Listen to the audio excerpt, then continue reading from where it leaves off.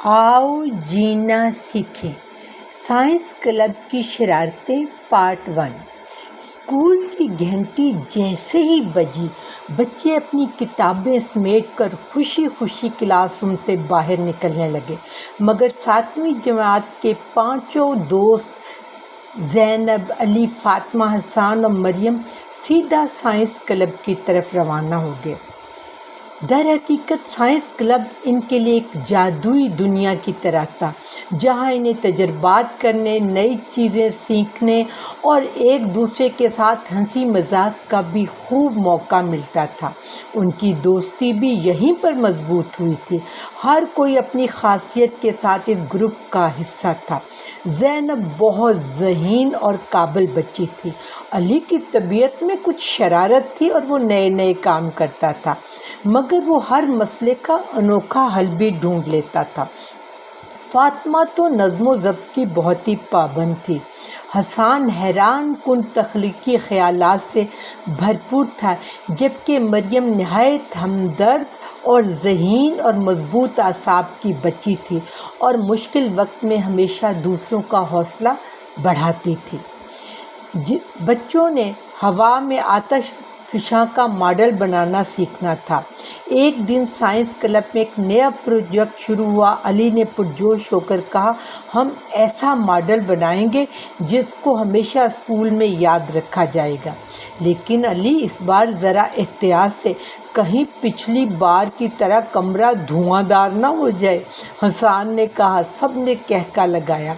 पिछले हफ्ते जब अली ने ज़्यादा बेकिंग सोडा डाल दिया था तो पूरे कमरे में धुआं भर गया था और मिस नौरीन ने आकर सबसे सफाई करवाई थी और उनकी सारी ब्रेक इसी सफाई सुथराई में गुजर गई थी। ज़ैनब ने मुस्कुराते हुए कहा, हम ज़रूर आतिश फ़िशां का मॉडल बनाएंगे। फातिमा ने फहरिस्त बनाई कि मॉडल बनाने के लिए किन किन चीज़ों की ज़रूरत होगी। हसन ने मॉडल का खाका बनाया। मरियम ने उनके मदद करने के साथ साथ उन सबको बर वक्त चाय पहुंचाने का एहतमाम भी किया और जिस चीज़ की ज़रूरत होती थी वो उनके हाथों में थमाती थी ताकि वो लोग तवज्जो से काम कर सकें। चीज़ें तैयार हो गई तो तजर्बा शुरू हुआ। लावे जैसा सुर्ख माया मॉडल से धीरे धीरे बहने लगा। ज़रा सा और डालकर भी देखते हैं।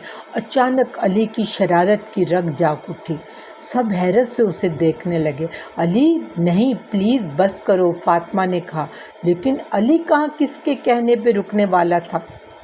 उसने मज़ीद महलूल डाल दिया और बस फिर क्या था, एक ज़ोरदार फव्वारा छत तक जा पहुंचा। सब चीख पड़े और बैक वक्त सब ने कहा, अली। और अचानक दरवाज़ा खुला और मिस नौरीन अंदर दाखिल हुई। उनके चेहरे पर हैरत, परेशानी और मुस्कुराहट एक साथ थे। कुछ देर तो परेशान दिखाई दी, फिर उन्होंने बच्चों पर गौर किया और कहा, क्या तुम लोग मेरा इंतज़ार नहीं कर सकते थे? तुम लोगों के कपड़ों पे सब छींटे पड़ गए हैं, लेकिन ये शुक्र है कि तुम लोगों का कोई नुकसान नहीं हुआ। तसल्ली के बाद वो बोली, तुम लोगों का ये साइंसी तजर्बा कम और कार्टून हंगामा ज़्यादा लग रहा है।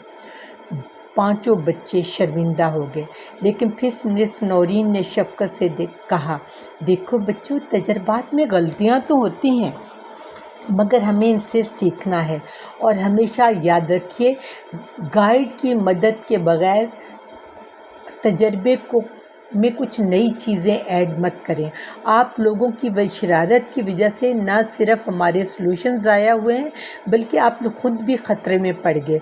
लेकिन याद रखिए, अगली बार एहतियात से काम करना है। और शाबाश, अब आप 5 लिबर्टी की सफाई के लिए तैयार हो जाओ। उन सब ने मिस नौरीन के साथ मिलकर सफाई की। मिस नौरीन ने सफाई के बाद बताया कि उन्होंने वाकई आतिश फ़िशां के आइडिया पर अच्छा काम किया, लेकिन फ़नल का इस्तेमाल करने में उनसे गलती हुई। लिबर्टी से जब वो फ्री हुए, मरियम ने हंसते हुए कहा, दोस्तों के साथ तजर्बे और शरारतें सब ज़िंदगी का अच्छा हिस्सा है, लेकिन ये भी सच है कि हमें अपने तजर्बात पर मज़ीद ध्यान देने की ज़रूरत है और मज़ीद मेहनत की ज़रूरत है। ज़ैनब ने कहा, लेकिन अली की शरारत के बगैर ये तजर्बा अधूरा ही रहता। اس دن کے بعد ان سب کی دوستی اور بھی گہری ہو گئی اور انہوں نے سیکھا کہ کامیابی کے پیچھے محنت، تجربہ اور ایک دوسرے کا ساتھ ضروری ہے۔ کام کرتے وقت ممکنہ نتائج بھی امکان میں رکھنے چاہیے۔